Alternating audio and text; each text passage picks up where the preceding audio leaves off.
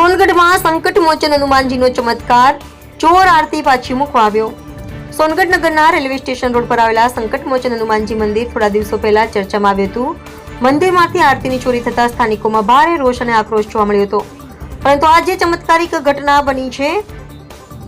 ચોર પોતે જ ચોરી કરનાર વ્યક્તિ પોતે જ આરતીની ચોરી કરનારી વ્યક્તિ પોતે જ આરતી પરત મૂકવા માટે મંદિરે પહોંચ્યો। સ્થાનિક શ્રદ્ધાળુઓએ આને સંકટ મોચન હનુમાનજી મહારાજની કૃપા અને ચમત્કાર તરીકે માન્યો છે।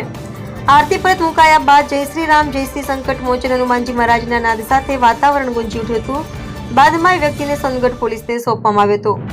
આ સમગ્ર ઘટનામાં સોનગઢ પોલીસનો વિશેષ સહયોગ રહ્યો હતો। પીઆઈ ચૌહાણ સાહેબ, વિપુલભાઈ, દશરથભાઈ, સુનિલભાઈ, અનિલભાઈ તથા સમગ્ર પોલીસ સ્ટાફે તાત્કાલિક પગલાં લઈને કાયદો અને વ્યવસ્થા જાળવી રાખી હતી। સ્થાનિકોમાં માન્યતા છે કે સંકટ મોચન હનુમાનજી દાદાની હાજરીમાં કોઈ પણ અનાચાર ટકી શકતો નથી।